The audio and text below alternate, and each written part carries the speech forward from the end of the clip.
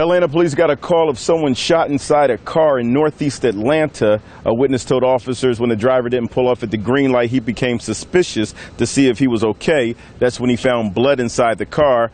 Officers said the victim had been shot twice. It looks like someone must have either been in the vehicle with him or shot him at close range. Atlanta police investigating the murder of a driver for the car service Lyft. He was found early this morning on Boulevard in the Old Fourth Ward. Police say after a car at a red light on Rankin did not move on green, some passersby in a car who had gone around the vehicle came back to help the man who looked like he'd passed out. They called 911 and 911 advised them to remove him from the vehicle to try to administer CPR. The gentleman that tried to do that tried to put his arms around the young man and realized that he was bleeding. Major Adam Lee says the victim, identified as Shariar Zulfagari, husband to Camilla Wright Zulfagari, a prosecutor with the Attorney General's office, had been shot. In the murder of a man who is married to a high-ranking state official, a family friend gave us this picture of the victim and his wife. She is Georgia's Assistant Attorney General. Channel 2's Carl Willis joins us now live from the newsroom tonight. Carl. Now, if this was a robbery, it was sloppy because police say the victim still had his identification and credit cards. Right now, officers are trying to figure out who was in the car with the victim.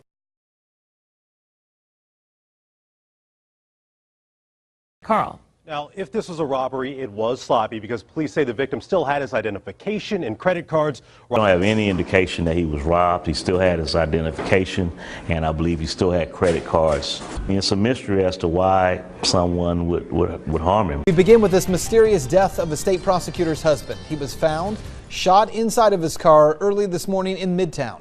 The 9 Team's Julian Johnson live where that shooting happened. And Julian, you asked police if he could have been targeted in this shooting. Is that right?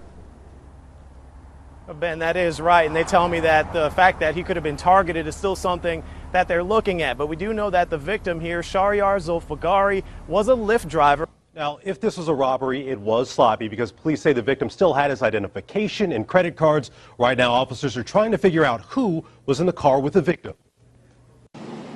Police are searching for the person who shot and killed Shariar Zulfagari, the 36-year-old husband of Assistant State Attorney Kamala Wright. A family friend spoke on behalf of the grieving family. He was a wonderful father.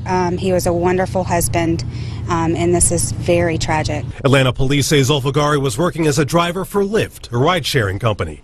Investigators are now working to determine if the shooter was a passenger. It looks like someone must have either been in the vehicle with him or shot him at close range. We do have some ballistic evidence both inside the car and outside the car. Zulfagari was found unresponsive in the driver's seat with the car stopped at the intersection of Rankin Street and Boulevard.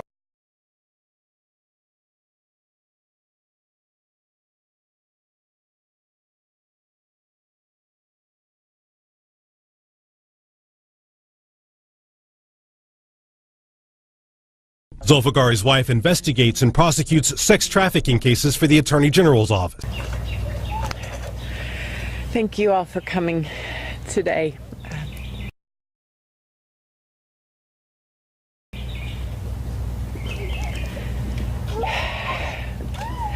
3 years ago, I met the love of my life, Shah Zulfagari. The moment I saw him walking towards me holding a bunch of flowers, I said, oh damn, I knew it was something special. He started driving and working late nights for Lyft because his goal was to provide for her. His goal was to provide for us. But he wanted her to be with us. He wanted to have her home with him during the day, and he wanted us to have our family time at night. So he was working late nights. And on June 1st at 1 a.m., he was senselessly shot and killed in downtown Atlanta. We know he's not with Christ, but we are broken. This is not right, and it's so wrong. Zoya will not remember him, except for the pictures we can share and the stories. I woke up in the morning, woke up in the middle of the night and realized he had not come home. I think the work of APD, Detective Shepard, GBI and FBI, I know they're working tirelessly to find the person who shot my husband. And to my brother Ryan now. I'm Ryan Wright. I want to say on behalf of the family that we, of course, are absolutely devastated. Sometimes the worst things happen to the very best of people. My sister has given her life to helping the most hurt and the most vulnerable. Her husband was just like her. They cared deeply for those who needed help. He was kind, he was generous, he was amazing. He gave up his career to care for his daughter, and he's been the primary caregiver since she was born a year ago. He made great sacrifices for her, and I know that he would want her to be cared for. So on behalf of the family, on behalf of Shaw, we just ask for any support that you can provide for Zoya, just to help to provide for her care, her ongoing care and support. We would be very grateful, and just ask that y'all would consider doing that.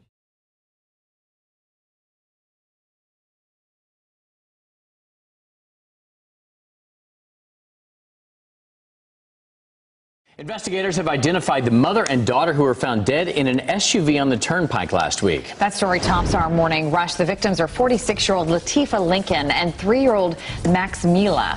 Their SUV hit a guardrail, but deputies do not believe that is what killed them. 2 deputies and a trooper had to be hospitalized after they were exposed to an unknown substance inside of that vehicle.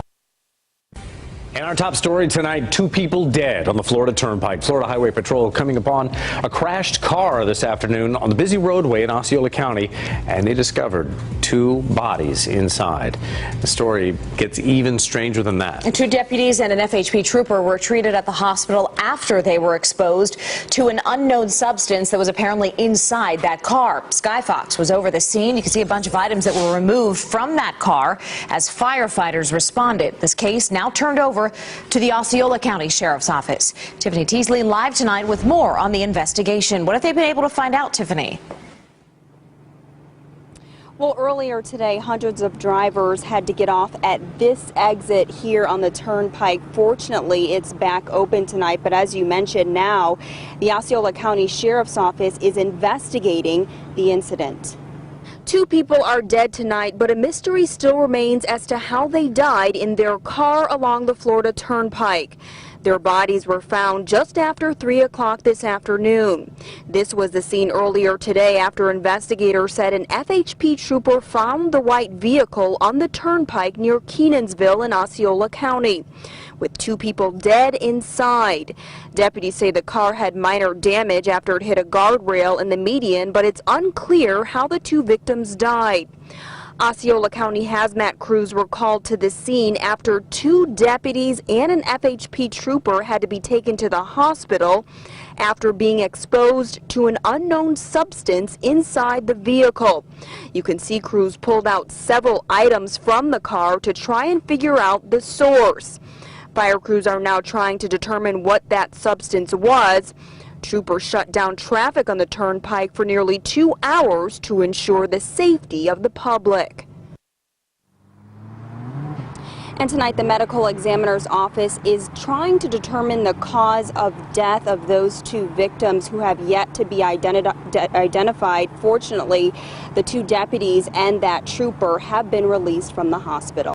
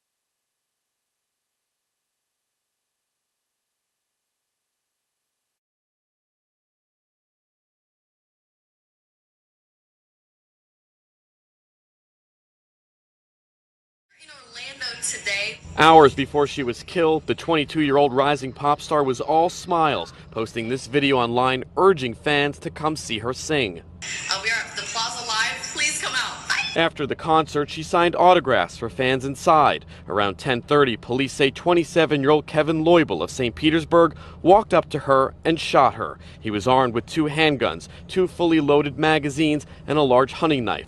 4 gunshots were pop, pop, pop, pop. Witnesses say they heard around 4 gunshots, one telling us she was shot in the head. Her brother tackled the gunman, who then committed suicide. Police are calling the brother a hero. Very heroic actions by Marcus Grimmie to jump in and definitely could have prevented future loss of life there. About 120 people were inside at the time. Investigators are now going through Loibel's phone and computer, trying to find any possible motive. Police do not believe the two knew each other, saying it's likely Loibel was a deranged fan.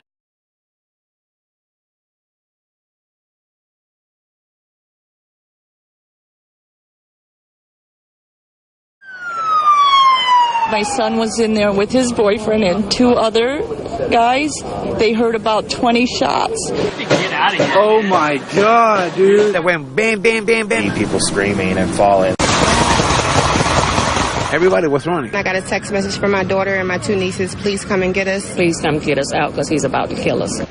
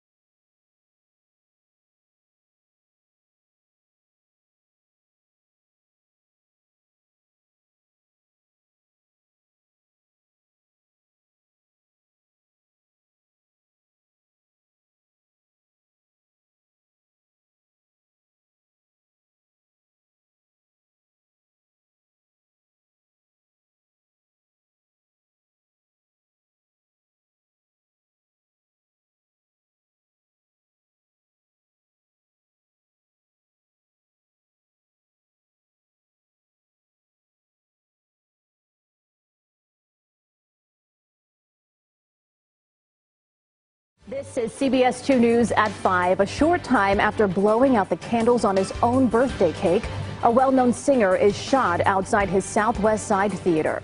Good afternoon. I'm Erica Sargent. Rob is off today. 45-year-old Jano Fuentes was shot 3 times last night after leaving his birthday party at his studio in Brighton Park. CBS 2's Mai Martinez is live at Mount Sinai, where Fuentes is now fighting for his life. Mai. Erica, Fuentes remains in critical condition here at Mount Sinai tonight. We are told dozens of his friends and family members are also here, all praying for a miracle. Jano Fuentes rose to fame as a contestant on the Mexican version of The Voice. His passion for singing and performing led him to open this Chicago Theater Academy on South Archer. Last night, Fuentes was there celebrating his 45th birthday with family and friends. Facebook video shows him smiling as he blows out candles on a cake. But when Fuentes left the party, friends say he was ambushed in the parking lot. Last night was a very hard time for us. Mr. Jano Fuentes was shot 3 times for somebody who was targeting him. That's all that we know. Targeting him? You don't know why they were targeting him? We don't have no clue. We have no idea. Mr. Jano was a very nice person, very lovely guy. I mean, all the people we know him, we know he has no enemies, so we are surprised about this attack. Do you know anything about, like, were they trying to steal the car, or was it just an attack on him? We don't think he was trying to steal the car because they were waiting for him. We don't think he was trying to steal the car because they were waiting for him. This guy came out from nowhere and he was demanding Jano to get out from the car. When Jano get out from the car, this guy just shoot him.